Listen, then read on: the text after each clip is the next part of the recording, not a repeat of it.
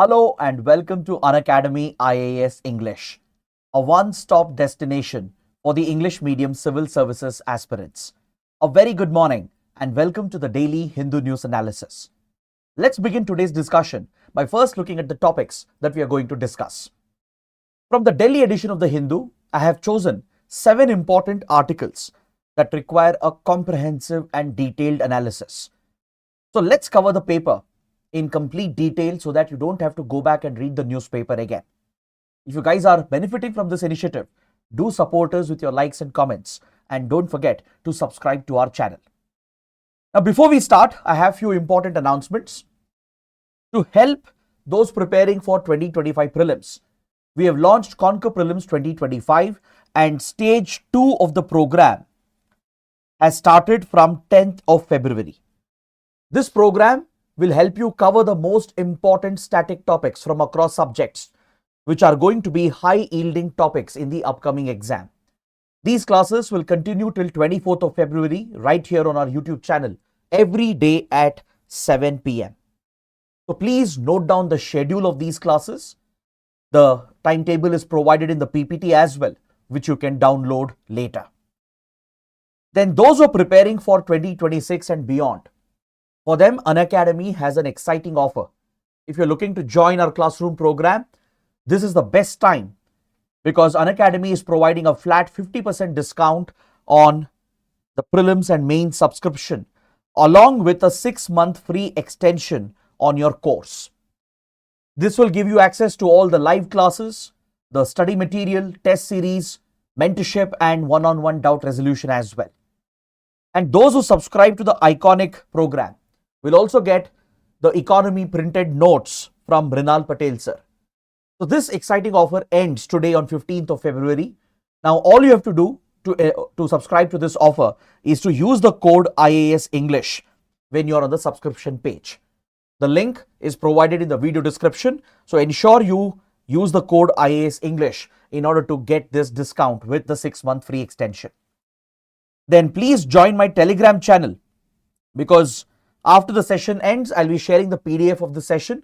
So scan the QR code and immediately after the session, I'll be giving you the PDF of this class as well. So with this, let's get started with today's discussion. And we have some important and interesting articles in today's newspaper. The biggest development yesterday was Prime Minister Modi's visit to the United States.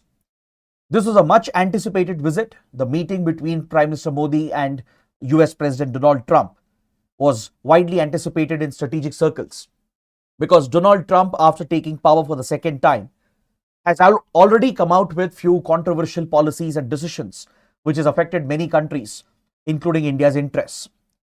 Be it Trump's controversial deportation of illegal migrants or the tariff war that he has already started waging against many countries and with a possible threat of tariffs against India as well. So Trump's legacy and the controversial policies and decisions is something that India has been closely watching and monitoring. So this visit acquires a lot of significance in this context. And also Donald Trump is meeting Prime Minister Modi, and this shows that US accords a high degree of priority for its relations with India. Because Prime Minister Modi is one of the initial few world leaders to have met Donald Trump after Trump assumed office. After Israeli Prime Minister Netanyahu and the King of Jordan and few other world leaders, Prime Minister Modi ranks right at the top when it comes to Trump's initial interactions. And that tells you a lot about US-India relationship. In fact, many strategic experts point out that India-US relations, they are considered to be the most defining partnership of the 21st century. The world's largest democracy working with one of the oldest and most powerful democracies. Irrespective of the government in power, the parties, the leaders, the two countries have a shared destiny. And that's why many experts believe that this is the most defining partnership of the 21st century. Now, Prime Minister Modi shares a great chemistry, a great equation with Donald Trump. We had seen this in the previous term of Donald Trump as well. But other than that, Donald Trump, being a transactional leader, a businessman who has pushed America's interests first, his whole presidential campaign was based on making America great again, the MAGA campaign. And as he placed American interests first, this could often run in counter to the interests of other countries such as India, be it the policies on immigration, the trade and tariff policies, and other important issues. If Donald Trump focuses on such nationalist agendas and continues with such an approach, this would definitely have an impact on countries like India, which have a very strong relationship with the United States. We've already seen the first batch of Indian illegal migrants being deported in military planes. There are reports that today afternoon, a second military plane is going to land in Amritsar, bringing more than 100 illegal migrants. So this is likely to continue. So in this context, the visit of Prime Minister Modi was extremely important, and PM Modi, who's known for coming out with new mnemonics and acronyms, he came out with another short form where he said that MAGA plus MEGA is mega. MAGA refers to Trump's presidential campaign of making America great again. And Prime Minister Modi pitched this in parallel with making India great again, as India desires to become a developed country, a Viksit Bharat by 2047.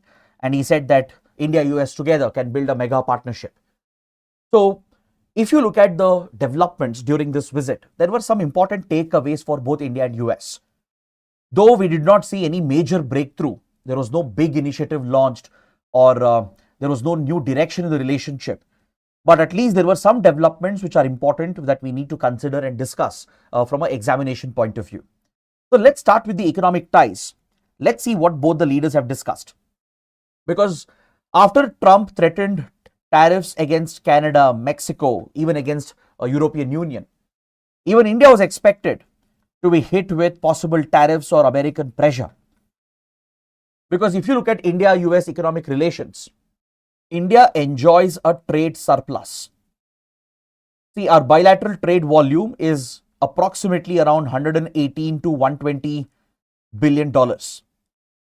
This makes US one of India's largest trading partners. The US is always amongst the top 2 trading partners of India, along with China. Some years China is the number 1 trading partner, sometimes it is the US. China, US, they are the top 2 trading partners for India. So our bilateral trade volume that comprises our imports and exports stands roughly at 118 to 120 billion dollars, which is a massive trade relationship. Now, if you look at the pattern of trade, India exports more to the US as compared to what we import. From agricultural produce to engineering components to software products, India has a lot of exports headed towards the US. Almost 75 to 80 billion dollars worth of Indian exports go to the US. So the US is a big export market for India, especially for our farmers, for our micro, small and medium enterprises, even for our IT and tech industry. The United States is a very big export market. So since India exports more than what we import, we always have a trade surplus, which is in favor of India. Now, Donald Trump has often spoke against this trade surplus that is enjoyed by India. Even during his previous term, he had labeled India as a tariff abuser. He had said India levies very high tariffs on American exports to India, whereas India enjoys the benefits of preferential trade with US. Because previously India enjoyed a status known as GSP status, the generalized system of preferences, under which a number of exports from India would get preferential treatment, almost zero duty treatment, giving us wider market access in the US. So in the previous term, Donald Trump called India a tariff abuser, and he reiterated such statements even recently. Even after coming back to power, Donald Trump labeled India as a tariff abuser, stating that India blocks American exports through higher tariffs. So Donald Trump has always made it clear to India that he would like to have an equal trading partnership where US will also benefit. He would like to address the trade surplus that India has, which essentially means US has a trade deficit, a huge trade deficit on its side. So Trump's priority has been to bring down this trade deficit, and there was a possibility of India being threatened with tariffs as well. But it appears as if Prime Minister Modi and the Indian government has managed this quite well, because both the governments have agreed to work out a trade deal by the middle of 2025. Somewhere by August, September 2025, both countries have agreed to finalize a trade agreement. It may not be a free trade agreement, definitely, but they will work out a trade deal to harmonize the tariffs, to ensure that the tariffs from both sides will not hurt each other. And they have set a very, very ambitious goal to increase the trade volume to $500 billion by the end of the decade. See, current projections indicate that India-US trade volume might double by 2050, which means our trade volume was expected to reach around $250 billion by the end of the decade. Since the current trade volume is already around $120 billion, in the next 5 years, it was expected that India-US trade volume will reach around $250 billion, right? So now, Prime Minister Modi and Donald Trump have both committed that India-US will chart a path through the trade deal in order to further increase the trade volume, to further double the bilateral trade from the expected $250 billion to $500 billion by the end of the decade. Now, this is a very, very ambitious target. Definitely the potential is present because both India-US have a very close economic partnership. Both in a way depend on each other. For example, in pharmaceuticals, US has a dependency on India, India has a dependency on the US. In defense technology, India has a big dependency on US. In energy, in infrastructure, investments, there's a lot of mutual dependency that both countries have. So there is great potential that exists. Even though the goal is very ambitious to increase the trade volume to 500 billion by 2030, it is still achievable given that the potential exists in this trade partnership. Now, this is something that you need to note down. A further increase in Indian exports to US. And of course, parallelly, India will have to increase its imports from US as well. And that is exactly the concession that Prime Minister Modi has shown towards Donald Trump. Given Trump's protectionist, conservative approach towards economic ties and the threat of a tariff war, it was important for India to strike the right note.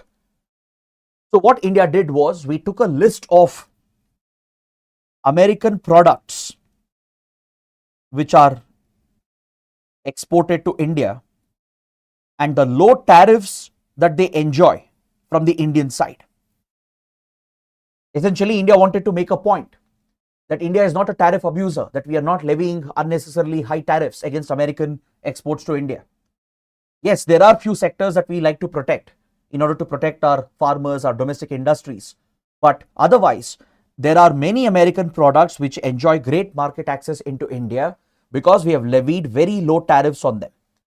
So India made this point very clear that we are not a tariff abuser. We showed the entire list of products where American exports are enjoying market access in India because of lower tariffs. Along with this, India has agreed to make more concessions to address the trade deficit that the US has. Prime Minister Modi has made a commitment to increase energy imports from the US. See, today US is the world's largest producer of hydrocarbons. It has even overtaken Iraq and Saudi Arabia because of its shale gas deposits. So India is committing to procure more LNG supplies, oil and gas supplies, shale oil and gas supplies from the US, as US can become a reliable supplier to India. So this will help in satisfying Trump's demand, in a way soothing Trump's ego as well. And this appears to be a concession that India is making. India is looking to diversify its oil procurement. And traditionally, we haven't procured much oil and gas from US. And now India is making a big commitment here that in the coming years, we will procure more oil and gas from the US, which will help US address the trade imbalance. Then India has also made another commitment to bring investments in the energy sector in United States. Maybe India might invest, Indian companies might be pushed by the government to invest in the petrochemical sector, in the shale industry of the US.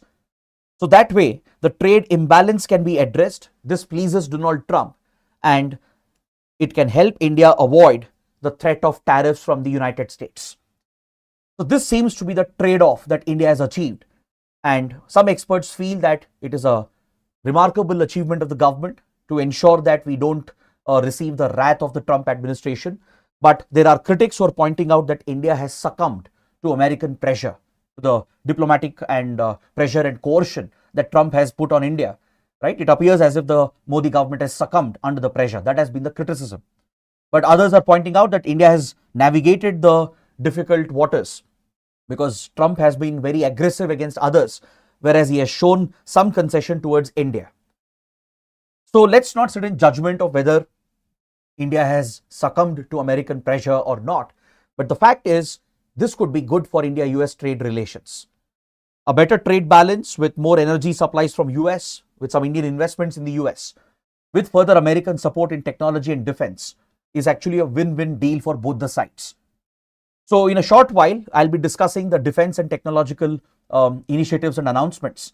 So there you will see what India has gained because of all these concessions. Because see, diplomacy at the end of the day is reciprocity. It's all about give and take, right? You get something in return only when you give something. So that's what US expects, which is not entirely unfair. But of course, you can question the manner in which Trump has been rolling out these policies. But definitely, the India-US relationship can be mutually beneficial.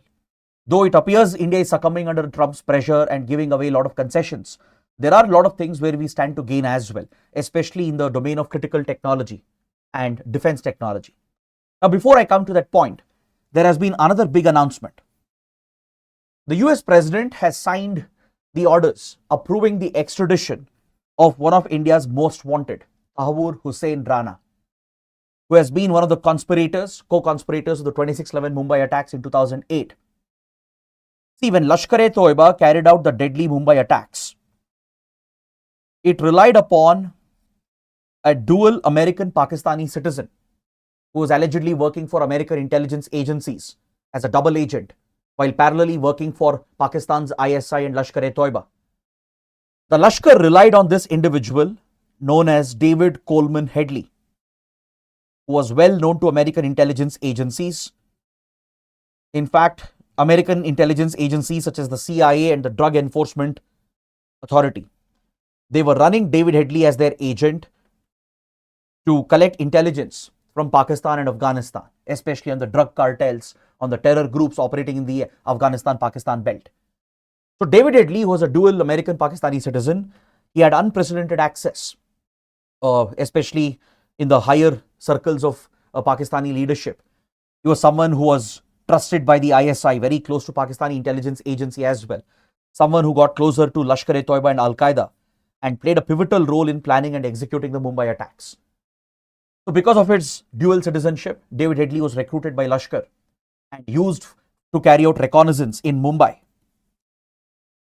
to pick out the targets, to map out the routes and the landing point for the terrorists who would come from the sea route through the Arabian Sea, and to work out the logistics needed for these terrorists who would eventually carry out this deadly attack against India. So David Headley was the key conspirator who enabled Lashkar and Pakistan's ISI to plan and execute this attack. And the one who sheltered David Headley in Canada and in US, and the one who helped him run a fake company in India, fake travel organization in India, was Tahoor Rana. Tahoor Rana, a Canadian American citizen, he was the one who enabled David Headley to open a front organization in Mumbai as if it was a travel consulting firm, which gave him a cover to operate. And it enabled David Headley to freely conduct reconnaissance in Mumbai to pick out the targets and to enable the 26/11 Mumbai attacks. So though David Headley remains in American custody, India has been pressing for his extradition as well. The American authorities have always kept David Headley away from India as much as possible. Apart from giving some limited access to David Headley for some basic interrogation, US authorities have never cooperated with India when it comes to David Headley, because David Headley was one of their prime assets. They would never allow a key asset like David Headley to be compromised, though he is serving a jail term. India feels betrayed in this regard. From 2008, India has always complained that US betrayed India. In many ways, US could have helped India prevent the attack from happening, because the Americans knew a lot more about the Mumbai attacks before it could happen, as David Headley was their double agent. Right? The Americans knew a lot more about the attacks and they gave only limited warnings to India. The CIA did warn India in 2008. It passed on intelligence to India's RAW that a seaborne attack is likely against Mumbai, targeting 5-star hotels. It was a very specific piece of intelligence that the Americans gave us. They got this intelligence mainly from David Headley, but they never revealed the source to India. Possibly, right, hypothetically, if Americans had revealed David Headley to India, India could have possibly pinpointed the exact nature of the planned attack. We could have possibly prevented the attack from happening. This has been one big complaint we've always had against the Americans. In fact, America's betrayal became evident when, even after the attacks, the Americans never revealed David Headley to India for almost one more year. It was only in 2009 that David Headley was arrested when he was planning another major attack in Europe. Until then, David Headley was kept hidden from Indian intelligence agencies. So India feels betrayed from the US in this regard. We have always complained about how the Americans deceived India, how they did not share all the information with India. Though US has never been cooperative with regard to David Headley, at least extradition of Tahir Rana is something that America was willing to agree upon. So India has been pressing for his extradition from a long time. Now, recently, Tahir Rana lost one of his appeals in a US court, where a US court approved his extradition to India. And now the US president has signed the orders, the executive order, approving the extradition of Tahir Rana to India. So this shows that India-US are close counter-terrorism partners. US is willing to work with India and assist India, but at the same time, the differences still remain, because even today, US has not allowed India to touch David Headley. Apart from basic interrogations that were allowed, right? Other than that, India has never been given complete access to David Headley. So if Trump is really India's friend, if US is really a trusted counterterrorism partner, right, they should start with extraditing David Headley to India, the main conspirator, the planner of 2611 attacks. But at least for now, the win for India is that Tahir Rana is likely to be extradited and he might face the legal system in India as well. Now, coming to defense and technology relations, there have been some big developments. According to me, this is where the biggest progress has been seen between India-US relations in the last few years. Both India-US have set up a new initiative. So please make a note. This is very important for your prelims as well. US-India Compact has been announced, catalyzing opportunities for military partnership, accelerated commerce and technology for the 21st century. So this new initiative will bring India's defense industry closer to the American defense industry. It will make India eligible to access latest American technologies in the military defense domain. In fact, the US has offered its most advanced fighter jet, the F-35, which you can see over here in this image from the Aero show that was recently held in Bengaluru that concluded yesterday. But in the same image, you see the competitor of F-35, the formidable Sukhoi 57 from Russia, which is a worthy contender for the 5th generation fighter jet that India is looking for. The Indian Air Force is eagerly looking to induct one of the most modern 5th generation fighter jets. It might either be the Sukhoi 57 from Russia, given that India has more expertise and history in operating Russian Soviet equipment, and since Sukhoi 30 is already the backbone of Indian Air Force, there is a lot of inclination towards procuring the Sukhoi 57 itself, because Sukhoi 57 has made a big splash, especially at the Aero show in Bengaluru, right? And it has attracted a lot of interest from the Indian Air Force. On the other side, US is pitching for the F-35. So it would be very interesting to see whether India will pick the American fighter jet or the Russian fighter jet, or maybe a mix of both. But Trump has already announced that US is willing to sell F-35 and India is likely to buy the F-35. In a way, Trump is again imposing himself on India, forcing India in a way to buy the F-35. So India has already clarified that no decision has been made yet. It will take some more time. There is a due process which is followed in the Defense Ministry. Requirements of the Air Force is considered.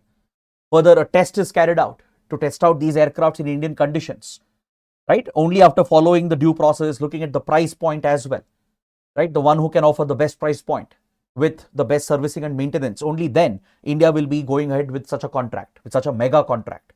But Trump, in a way, is assuming that India will award the contract to the American defense company, which develops the F-35. But India has clarified that no such decision has been taken. Only after following all the due processes will we decide whether should we procure F-35 or the Sukhoi 57. But the US compact will enable such transfer of technologies. The US is proposing not just selling the F-35 to India, but focused on co-production, where The fighter jets can be produced in India domestically, something similar which we have done with the Sukhoi 30s. So US Compact initiative that has been announced could accelerate the exchange of defense technologies, joint development, co-production, and drive a Make in India initiative and make India more self-reliant by promoting defense indigenization. Both countries have also launched Autonomous Systems Industry Alliance to focus on autonomous systems such as drones and other autonomous vehicles and weapons and systems which play a critical role in defense and military technology. So through this, the public and private defense industries of India and US can collaborate. The academia, they can work together on autonomous systems. It could be drones, that is unmanned aerial vehicles, unmanned water-based vehicles, or seaborne unmanned vehicles.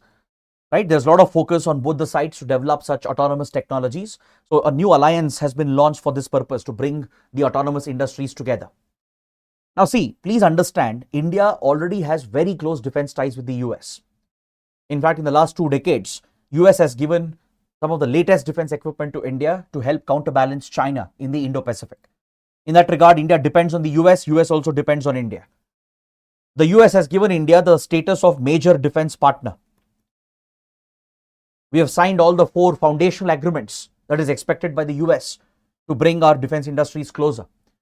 So look at the kind of platforms that we have procured from the US in the last 15 to 20 years. The C-130J and C-17 transport planes, which have served strategic and tactical purposes for Indian armed forces.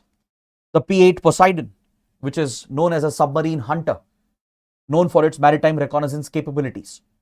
So in this visit, India has expressed interest for procuring 6 more P-8I Poseidons. That shows our focus on the Indian Ocean and the Pacific region, which aligns with American interest to counter China and India's interests as well. The P-8I Poseidon is known for its maritime reconnaissance surveillance capabilities to hunt enemy submarines and launch counter-attacks against enemy submarines. So P-8 Poseidon can be a very versatile platform for India to hunt Chinese submarines in the Indo-Pacific. And the US has supplied such key technology, and we're looking for additional orders as well. We have procured the Chinook, Seahawk and Apache helicopters. We have procured the Harpoon anti-ship missiles, M777 howitzers, which are artillery guns, and even the MQ-9B drones recently. So all such latest platforms have been procured by India. Now we are looking to procure the Javelin anti-tank guided missile and the Striker infantry combat vehicles, which we discussed in one of the previous sessions. US is offering these defense platforms as well. But the mother of all deals would be the F-35 if India-US were to go ahead with this deal. Then we are also procuring fighter jet engines, the GE F404 and 414 engines for LCA Tejas program. So for this, the deal was signed in 2023 itself, and General Electric is going to supply these jet engines and the technology to HAL, which will indigenously produce these jet engines to power the LCA Tejas fighter jet. So clearly in the defense domain, we have extensively close relations, and you can see this being reflected in the critical emerging technology domain as well. See, to take forward our defense and technology relations, India-US had set up an initiative called ICET, Initiative for Critical Emerging Technology, to focus on quantum computing, semiconductors, artificial intelligence, space cooperation, etc. ICET was launched a couple of years ago, proposed in 2022, launched in 2023. Now, parallelly, a new initiative has been started. India-US have signed an agreement yesterday for a new initiative called the Trust Initiative. Trust here stands for Transforming Relationship Utilizing Strategic Technology. See, as of now, there is no clarity how trust is different from ICET. Both sides have not provided that clarification. We already had a platform for such collaboration in critical emerging technology known as ICET, launched between Prime Minister Modi and then US President Biden. But now the parallel initiative known as Trust also focuses on critical emerging technologies like AI, semiconductors, quantum computing, space collaboration, etc. But one addition is that it includes collaboration in critical strategic minerals as well. See, in 2023, we joined the Mineral Security Partnership led by the US. Last year, we joined the Mineral Security Finance Network in order to focus on critical mineral supply chains to reduce our dependency on China-dominated supply chains. India, US, and other countries which have similar interests, they're all concerned about China's dominance with regard to critical strategic minerals such as lithium, cobalt, copper, etc. So the Mineral Security Partnership led by the US is one such initiative to diversify the global supply chains and to reduce the dependency of Western countries on China-dominated supply chains. India joined this initiative in 2023. We have also joined the Mineral Security Finance Network, through which US is looking to create finance initiatives to fund critical strategic mineral projects around the world. And India is part of it. So this collaboration in critical strategic minerals will be a part of Trust Initiative, which was not seen in ICET. That's the only difference I can see as of now. But we need further clarification from both governments regarding how the Trust Initiative is different from ICET. Is it an upgrade of ICET, or is it a parallel initiative? Or will ICET be shut down and will Trust Initiative be the new initiative? On this regard, we don't have much clarity as of now. We need to wait for further clarification. But one major difference I can notice is that apart from focus on AI, quantum computing, semiconductors, and space collaboration that has been in common between both, only difference is that the focus on critical strategic minerals, which is also part of Trust Initiative. So this initiative will bring our governments, our public research institutions, private sector, our startups, our universities and academia together to promote research, innovation in these critical domains, in these emerging technologies. So this will provide for transfer of technology, joint design, co-production, co-development. It will also remove the export control restrictions that US had placed with regard to certain critical technologies and critical materials. So it will make it easily accessible for India. So those are some big developments that you need to note down. And according to me, these are the biggest achievements of Prime Minister Modi's visit to the US. Other than that, both sides have discussed few contentious issues. And Donald Trump created a storm by suggesting that he is willing to mediate between India and China over their boundary dispute. When the question of India-China tensions came up in the press conference, Trump made a very controversial suggestion. He suggested to Modi that he is willing to mediate between India and China to help resolve the conflict and the boundary issues between the two countries. Immediately, India rejected this offering by Donald Trump. In the follow-up press meet by India's Foreign Secretary, India rejected any mediation from a third party because India always believes that our boundary issues are bilateral disputes. We will resolve them bilaterally. We never encourage any third party involvement. India has always opposed any kind of third party involvement with regard to our boundary issues, be it with Pakistan or with China. So India has rejected Trump's offer, stating that India-China boundary issue is a bilateral issue which we will pick it up with China individually, separately, and US has no role to play in this. But Trump did create a lot of controversy by suggesting that US could mediate between India and China. India has a history of not accepting any kind of third party intervention with regard to our boundary issues, because we always believe that we need to settle boundary issues bilaterally, because any third party intervention could create unnecessary challenges. It could even compromise our own interests. So we have always stayed away from any kind of third party interference, be it India-Pakistan boundary dispute or be it India-China boundary dispute. Then finally, one last point. Another key issue discussed was Bangladesh. Of course, they discussed about Ukraine war as well, but Trump almost appeared to dismiss India's role in mediating between Russia and Ukraine, because Trump himself is projecting as a mediator to end the war between Russia and Ukraine. He almost dismissed India's role as a mediator in the Ukraine conflict. But when it comes to Bangladesh, Trump stated that handing Bangladesh will be India's responsibility and jurisdiction, that US will not interfere. Because last year there was a lot of speculation, conspiracy theories that whether American deep state was involved in triggering the crisis in Bangladesh. There were reports that American intelligence agencies and the US State Department were possibly involved in triggering the rebellion against Sheikh Hasina's regime that led to the toppling of her government, following which Sheikh Hasina has taken exile in India. Sheikh Hasina even issued public statements stating that a white diplomat had met her, threatening Bangladesh that if Bangladesh doesn't allow access to a strategic island for an American military base, then her government could be threatened.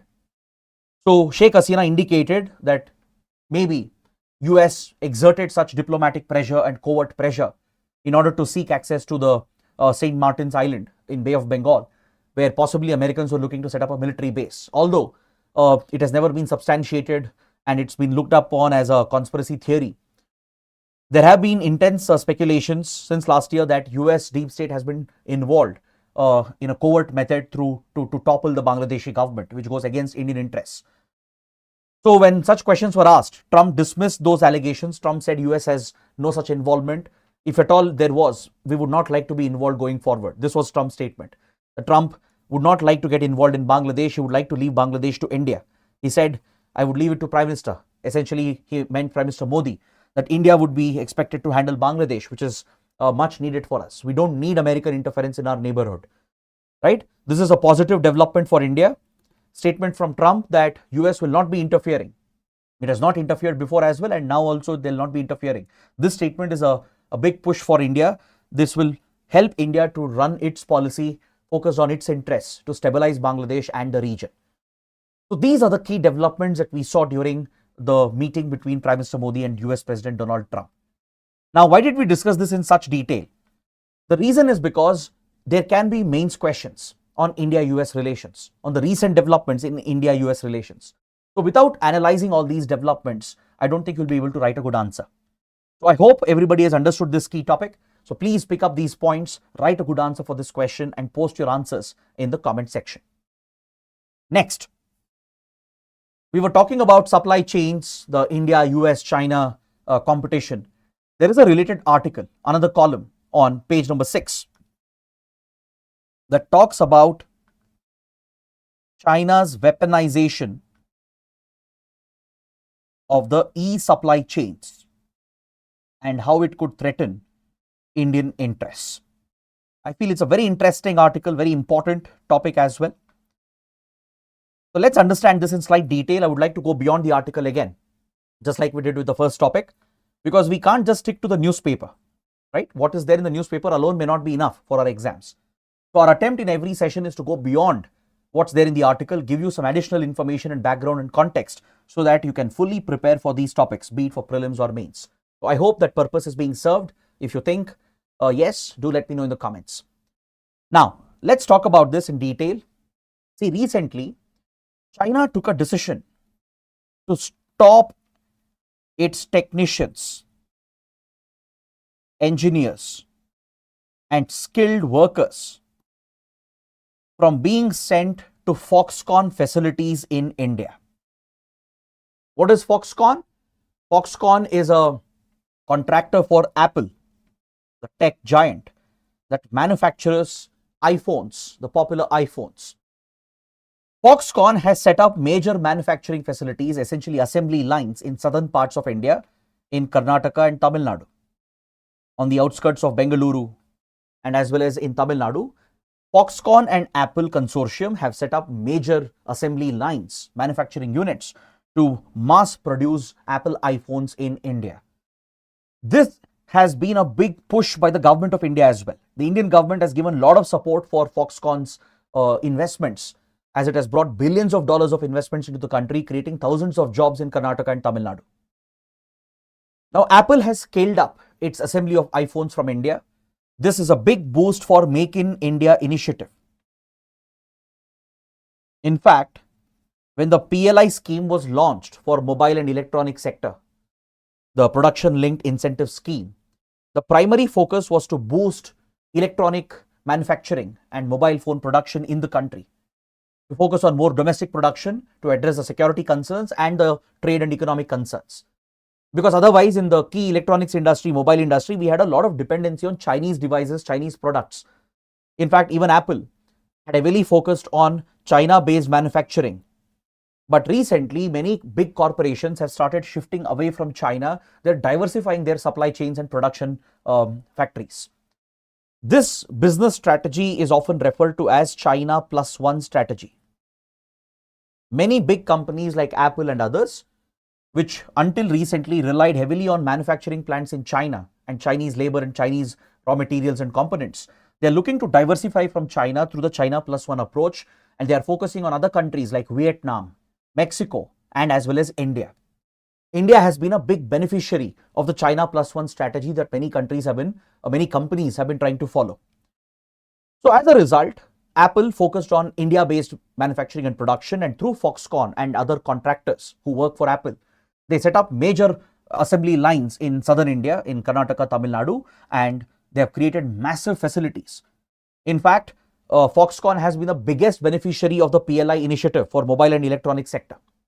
In the last 4-5 years since PLI scheme was launched, I think around 8,000 crore rupees has been given as incentives by the government to the mobile and electronic manufacturing industry.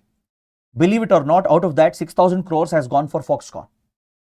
Apple Foxconn venture has benefited from the PLI scheme as they've received almost 6,000 crore plus incentives from the government.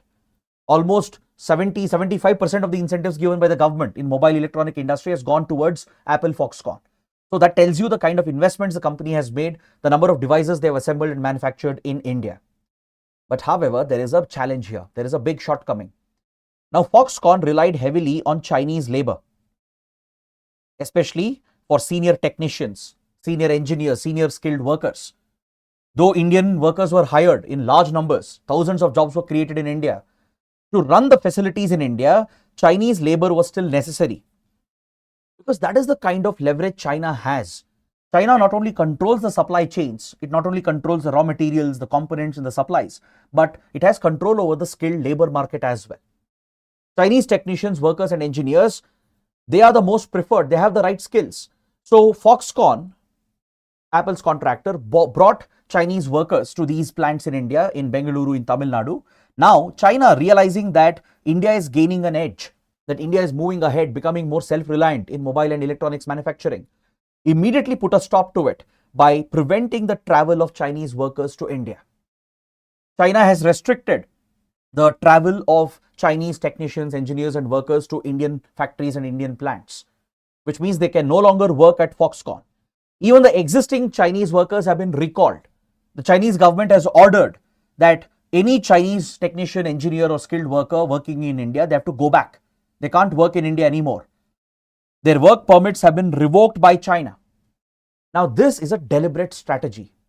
It's not just an economic policy, it's a geopolitical strategy to weaponize the advantages that China has. See, China is known to weaponize its economic advantages for geopolitical gains. In fact, UPSC has already asked a mains question on these lines.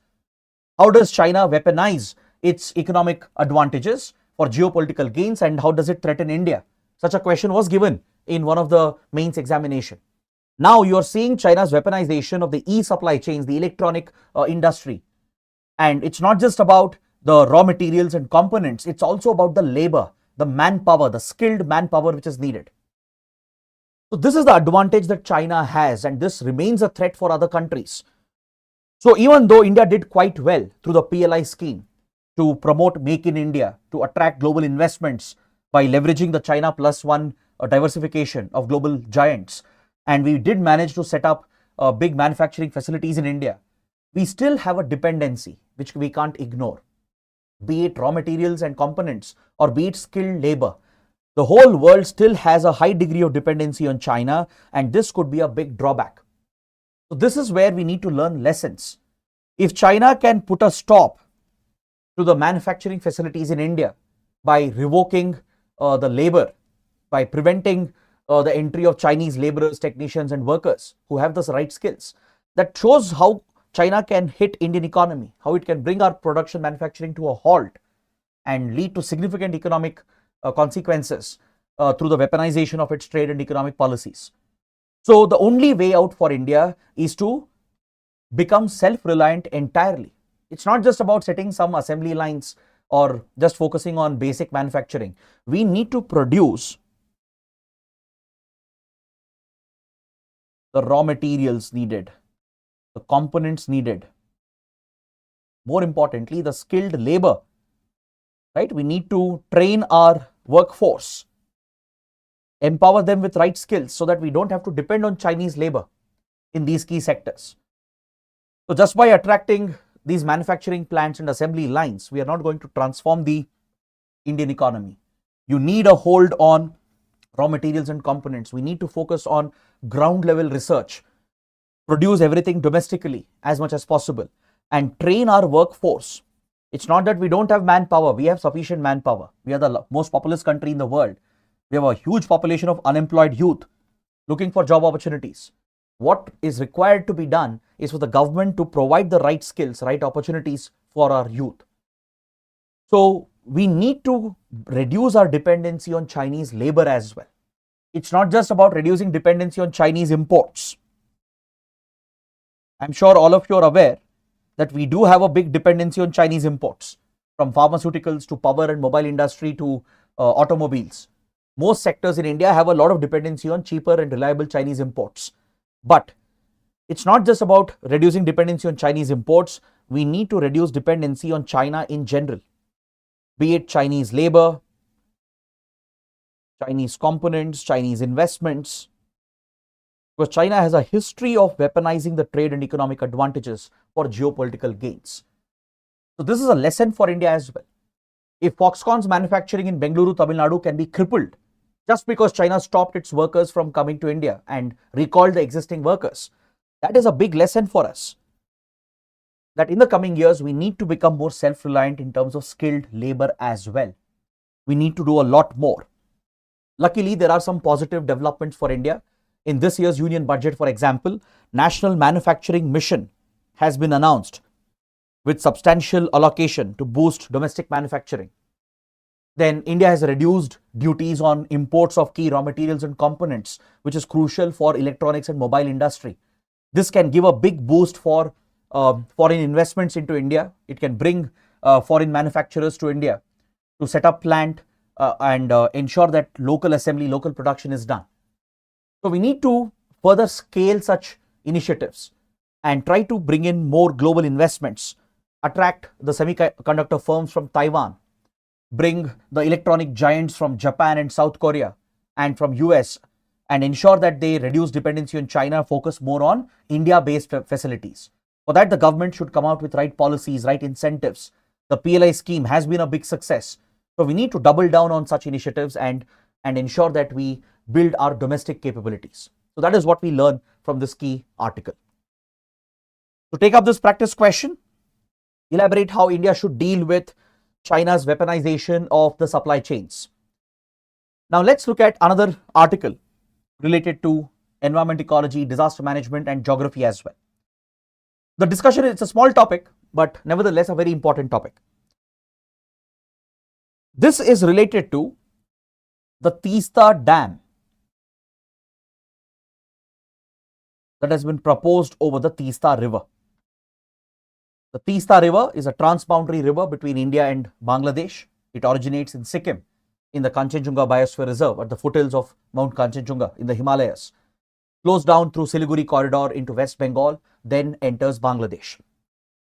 The Teesta is a lifeline for India. Though it's a matter of dispute between India and Bangladesh, it's a lifeline for India as well, and we have some key projects, water management projects over the Teesta. A couple of years ago in 2023, one of the dams over Teesta, the Teesta 3 dam, it was completely damaged and almost destroyed along with the hydropower plant. Both the dam and the hydropower plant suffered significant damage following a GLOF event.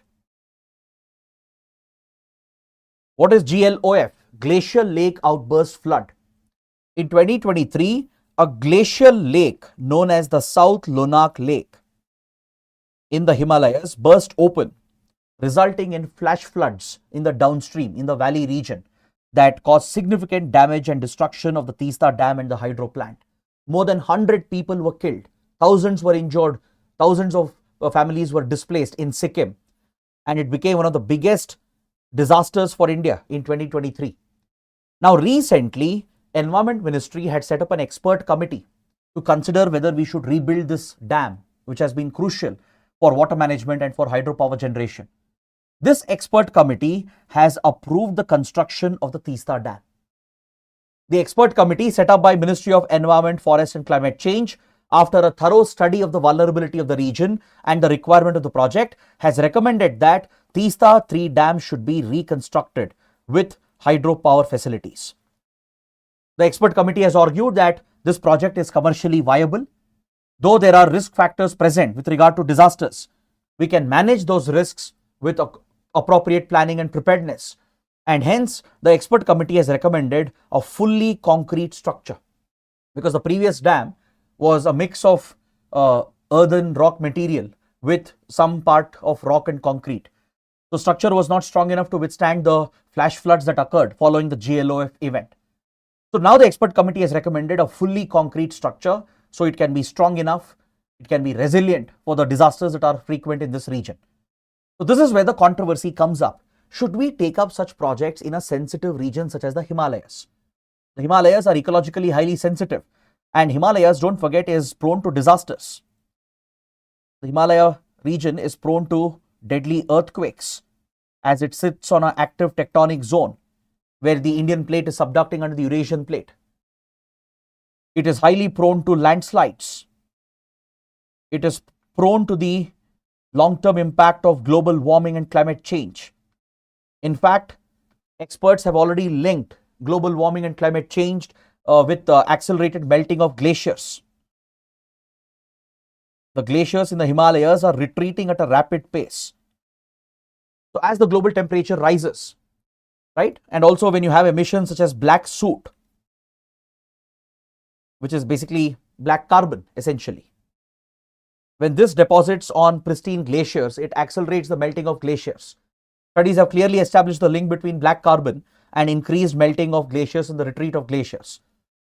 So due to global warming, climate change and massive air pollution in the nearby cities and industrial belts, the melting of Himalayan glaciers have also accelerated. So as the glaciers melt, where will the water accumulate? Obviously, it will accumulate in these glacial lakes that get formed at the downstream areas. These glacial lakes are held by the natural moraine structure that is formed, that comprises organic material which is decomposing along with the soil, mud and rocks. So this natural moraine structure is what acts like a natural dam, holding this entire volume of water coming from the glaciers which are melting at a rapid pace. So day by day, the size of the glacial lake keeps on increasing, and at some point the moraine structure might breach. It may not be able to hold these waters. That is exactly what happened at South Lonak Lake. See, South Lonak Glacial Lake was formed in 1960s with the rapid melting of the glaciers present in Kanchenjunga region. Scientists have been observing this lake for many decades as its size expanded rapidly to 167 hectares. Imagine, in hardly 50-60 years, the South Lonak Lake expanded by 167 hectares in size. In fact, it was one of the high disaster risk glacial lake that had been flagged for a possible breach and a glacial lake outburst flood. That's exactly what happened in 2023. So this glacial lake outburst flood caused this massive disaster in Sikkim, as it had been anticipated. Now, according to Central Water Commission, which has conducted a thorough study of the Himalayan glacial lakes, the formation and the size of glacial lakes has increased by more than 10% in the last 12 to 13 years. Since 2011, the number of glacial lakes in the Himalayan region has gone up by more than 13%. The surface area they occupy has increased by more than 33%. So day by day, year by year, more and more glacial lakes are getting formed. Their size is increasing, which means more and more water is getting accumulated. Now don't forget, the Himalayas is considered as the third pole of the earth. That is the kind of ice it holds in these glaciers. The melting of glaciers accelerated by global warming, pollution, climate change is just increasing the risk. Eventually, at some point, the glacial lakes will breach, the moraine structure will breach, resulting in deadly flash floods in the downstream area. Despite the best measures you take, it might be impossible to prevent these disasters. It will trigger multiple landslides. It will wipe out the villages and any infrastructure present. Hence, such projects are extremely dangerous as well. But at the same time, can we compromise on the need for such projects? Can we just give up such projects? Because Himalayas has great hydropower potential. Extracting the hydropower is essential for India's growth, for India's energy security, and also to move away from fossil fuels, as hydropower is relatively cleaner and renewable compared to fossil fuels. So the answer is basically sustainable development. Of course, we can't just bulldoze these projects force these deadly projects on a sensitive ecological region such as the Himalayas. At the same time, you can't abandon key projects for the sake of environment and sustainability. What you need is a balanced approach. We need to account for the sensitive ecology. We shouldn't overstress the delicate environment of the Himalayas. That is why thorough studies are needed. Vulnerability assessment is needed. The disaster profile of the region has to be studied. You need to plan and prepare and only take up those projects which are absolutely essential, not just from a commercial point of view. If it serves a crucial developmental purpose, then yes, those projects might become necessary. Just because it's commercially viable, you should not take up these projects, because that will end up harming the ecology. It will put tremendous stress on the already overburdened Himalayan ecosystem. So what you need is a well-calibrated, balanced approach, which unfortunately appears to be missing as of now. So that's where the writer is expressing concern that the government is pushing ahead with a new Teesta dam. While it is essential to manage the waters in the flood waters, we need to keep in mind the ecological sensitivity of the region, the disasters that might occur, and plan and prepare accordingly. If those measures are not taken into account, then we are just waiting for another disaster to happen, right? So with this, let's look at two important editorials. I would just like to give you an overview of the two editorials in today's newspaper. On page 6, we have an editorial related to the situation in Manipur. As you know, Manipur has been placed under President's rule under the provisions of Article 356 of the Constitution. Recently, the former Chief Minister of Manipur, Biren Singh, has resigned, taking responsibility for the ethnic clashes and violence and instability that Manipur has suffered from almost last 2 years, from 2023. And the assembly has now been kept in suspended animation. This essentially means that Manipur is now under the rule of the center. The Home Ministry will get complete control over the affairs of Manipur. Now, the editorial welcomes this development. It's a most welcome development because for the last 1.5 to 2 years, the biggest blame for the entire crisis in Manipur has been on the government of N. Biren Singh, the BJP-led government in Manipur. Biren Singh has often been criticized for his controversial statements and alleged bias against the Kuki-Zo community, where Biren Singh appeared to favor the Metis against the Kuki-Zo community and blame the entire crisis on the Kuki-Zo community. So this apparently biased approach of the state administration under Biren Singh had been seen as one of the root causes for the aggravation of the conflict. Even after nearly 2 years, the conflict never came down and the violence kept on recurring. Though central government did bring in a lot of additional troops, it had not been able to contain the situation as the state administration was still in control of law and order. So now with the state government dismissed, the assembly in suspended animation, MHA gets direct control over administration and law and order through President's rule. And now this is a very welcome step, a positive development. Because see, in Manipur, as a result of this crisis, there are extremist groups, insurgents, who have exploited the situation for their own advantage, be it the Kuki-Zo insurgent groups and armed organizations, especially the ones based out of Myanmar. See, it is undeniable that Kuki-Zo insurgents have support in Myanmar as they related to the Zomi community on the other side of the border. This has not only enabled organized crime such as drug trafficking, it has led to regular infiltration of these insurgents, and these armed groups have conducted frequent attacks against the Metis community. We have seen similar counter-violence by the Metis insurgents as well. Metis insurgent groups, which also have shelter in Myanmar, have been frequently engaged in armed violence against the other community and against government forces. Then we have seen the militarization of the civil society as well, both in Metis community and also in the Kuki-Zo community. So-called village volunteers have been formed who have taken matters into their own hands. They have looted local armories of the Manipur police, looted weapons from government forces, and these so-called village volunteers have been using these weapons to commit atrocities against the other community, to target each other. There are Metis vigilante groups which have targeted Kuki-Zo communities and vice versa.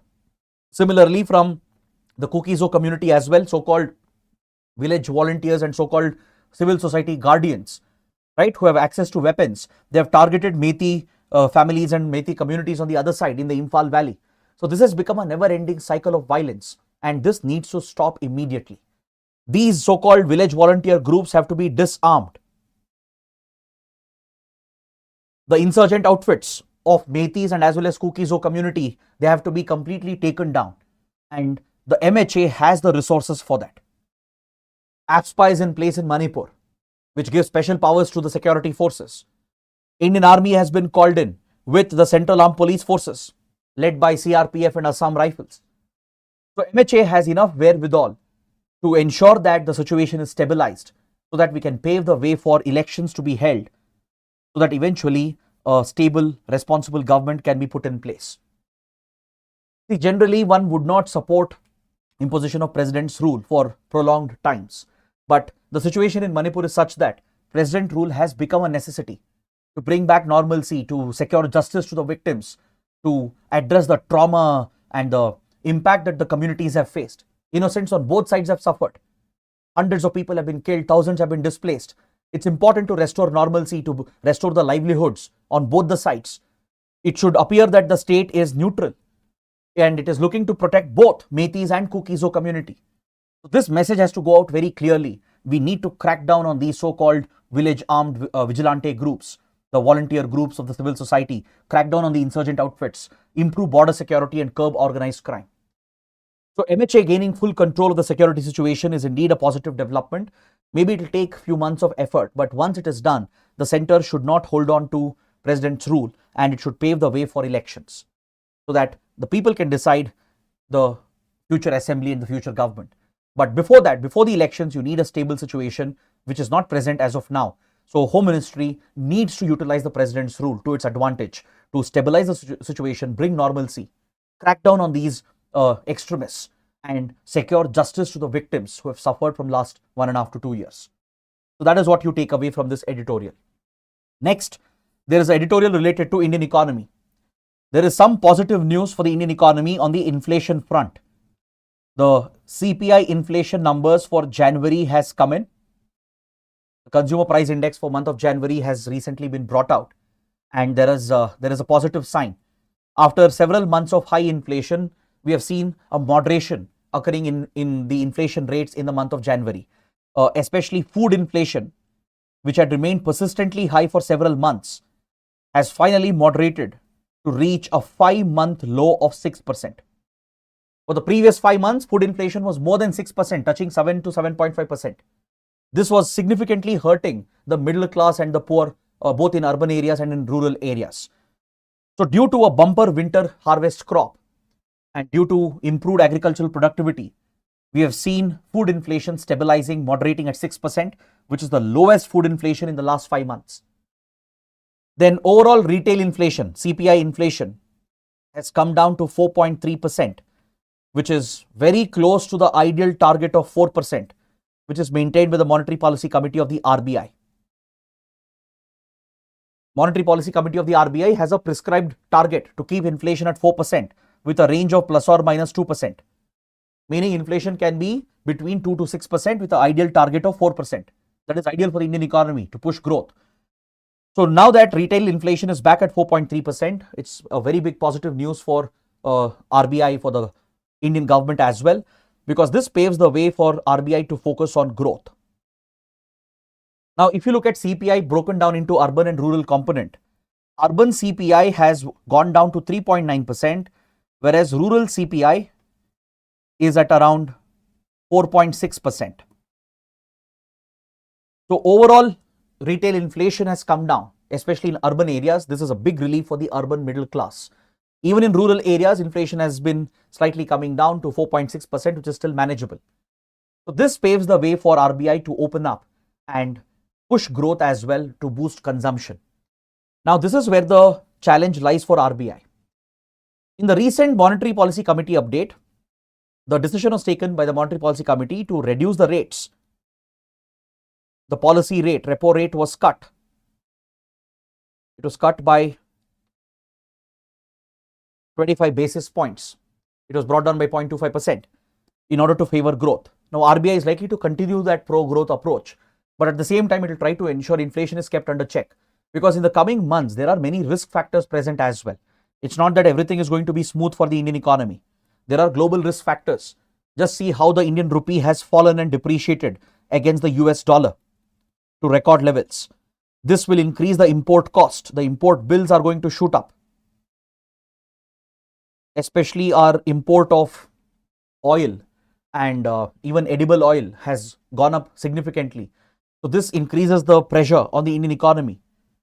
Our forex reserves have been depleting as RBI has been trying to stabilize the rupee against the dollar. So there are many global head risk or headwinds present which represent risk factors for the Indian economy. Domestically, consumption has not really revived, and thankfully the budget has given a big relief for our middle class through the tax exemption up to 12 lakh rupees in income, which is a big relief because it will put more money in the hands of people, and this could increase demand and consumption. So the editorial is urging the government to reduce indirect taxes as well. The editorial is praising the government for reducing the direct tax burden through the IT relief which was given by increasing the tax relief up to 12 lakhs income. Right? This is a big relief for the middle class, especially in urban areas that can drive demand and consumption. Now, editorial is urging the government to consider a similar reduction in indirect taxes to bring down the GST rates, to bring down the levies and duties on fuel and other imported products, which can bring down overall inflation and ensure that it can trigger new demand and drive consumption that can automatically push growth in the economy. So there are risk factors present, but the moderation of inflation is indeed a positive news for the Indian economy. So please keep track of these macroeconomic factors. Now, coming to the last two articles for today, just few more minutes, we can then quickly wrap up today's session. On page number 8, we have this article where Vice President of India, Jagdeep Dhankar, has criticized the judiciary, particularly the Supreme Court, the higher judiciary, for overstepping its jurisdiction and mandate. You might have seen quite often how the Supreme Court often resorts to judicial activism, where it will step into the domain that doesn't belong to the judiciary. It might step into the domain of the executive or the legislature, giving orders, issuing directives to the parliament and the government to be followed. We have seen instances where the judiciary has given itself a role in the appointment of key officials in the executive. For example, how the Chief Justice of India has been part of the selection of the CBI director, or the recent move by the Supreme Court to allow the Chief Justice of India to play a role in the selection of the Chief Election Commissioner, which was later revoked by the Parliament by passing a law to remove the role for the judiciary in the appointment of the Chief Election Commissioner. So, in this regard, the Vice President feels that the judiciary oversteps its mandate. The judiciary has shown judicial activism and judicial interference in the functioning of the executive and the legislature. This is also a breach of doctrine of separation of powers, which is part of the basic structure of the Constitution. So, Vice President Jagdeep Dhankar has rightly pointed out that in a constitutional democracy, you can't have the judiciary to be issuing these orders for executive governance. This is a constitutional paradox, because the very basis of a democratic constitution is to have separation of powers between the judiciary, executive and the legislature, the three pillars of a democracy. If the judiciary is constantly overstepping its mandate and resorting to activism and entering the jurisdiction of the legislature and the executive, that is highly problematic. If judiciary is giving itself a role in the appointment process of executive bodies, if it is giving out these decrees and orders that amounts to interference in the authority of the government and the legislature, then according to the Vice President of India, this is a constitutional paradox. Such executive governance, issuing governance related orders, administration related orders to the executive through judicial decrees, is essentially undermining the Constitution itself, undermining the separation of powers. So that is a valid point raised by the Vice President. But you need to understand that there is a counter argument to this as well. The judiciary has often stepped in when executive and legislature have been found lacking. Now, this is where I would like to take up the next related article. In fact, luckily today itself we have a related article on page 10 regarding the appointment of the next Chief Election Commissioner. See, until 2023, Chief Election Commissioner and election commissioners were appointed by the President of India based on the advice of the Council of Ministers. Essentially, since President is bound by the aid and advice of the Council of Ministers, the government was appointing the Chief Election Commissioner and the election commissioners of Election Commission of India. I'm sure all of you know Election Commission of India is a critical constitutional body responsible for the conduct of free and fair elections in the country. So the government had a complete monopoly over the appointment process of the election commissioners and chief election commissioner. In 2023, Supreme Court passed a historic ruling mandating an appointment committee, providing for an appointment committee comprising of the Prime Minister of India as the chairperson of the committee with the leader of opposition in the Lok Sabha, and it gave a role for itself. As Vice President has pointed out, judiciary giving itself a role in appointment to executive bodies. Chief Justice of India would be part of the appointment committee.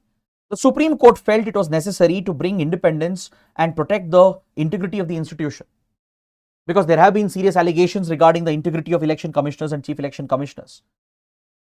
So, to ensure transparency, fairness in the appointment process, the judiciary gave itself a role, along with a role for leader of opposition, with the Prime Minister as the chair of this appointment committee. But immediately this process was reversed.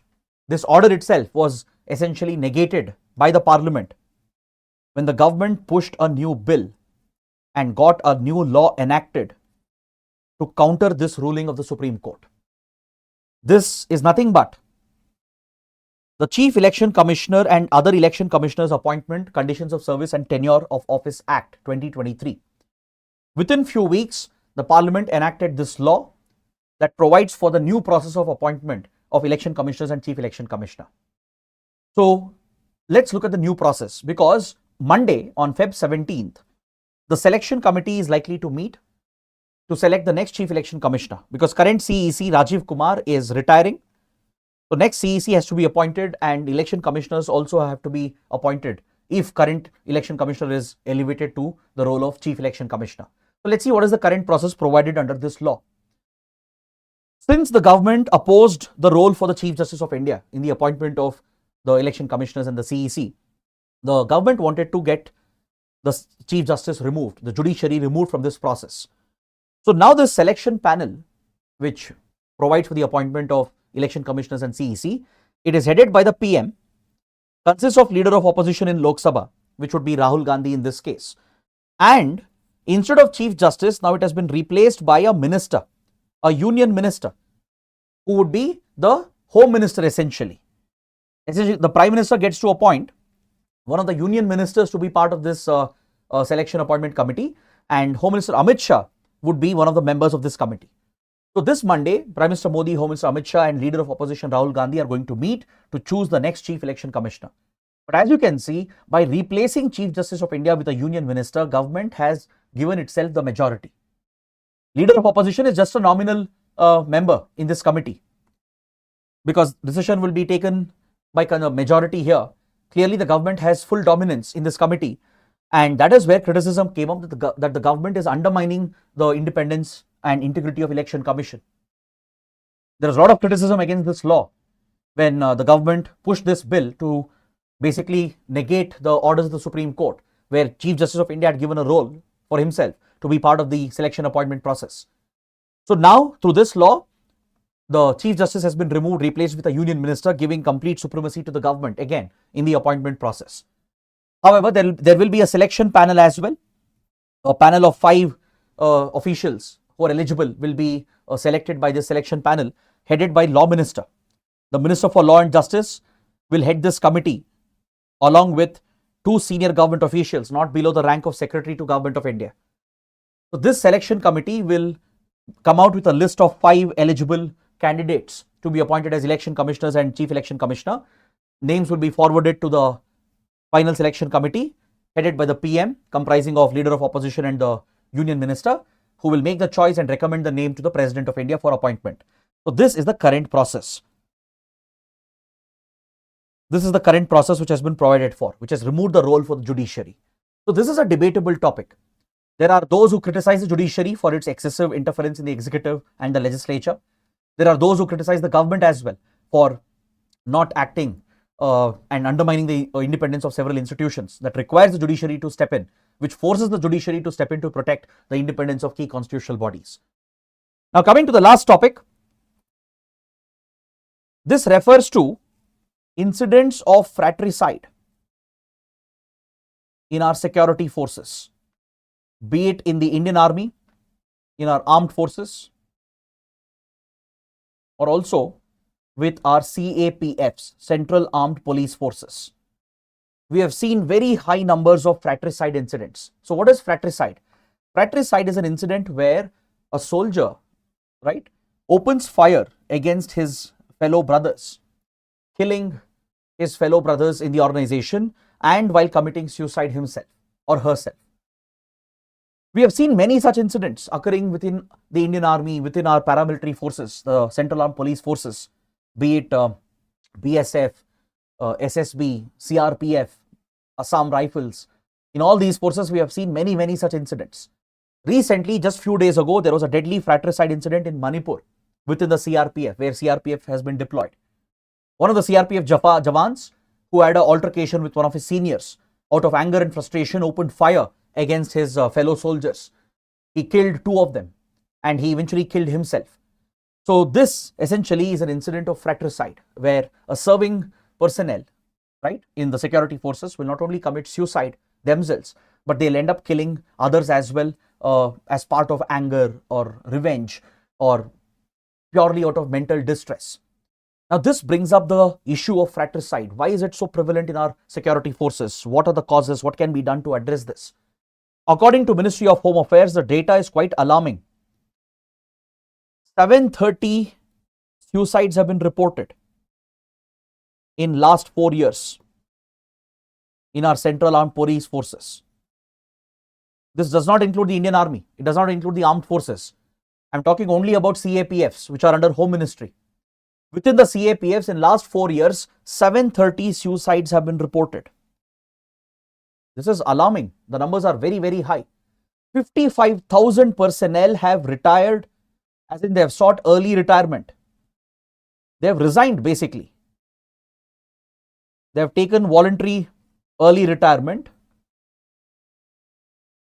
Voluntarily, they have left the service, seeking early exit from the force. Now, what does this tell you? This tells you that our security forces are under tremendous stress and pressure.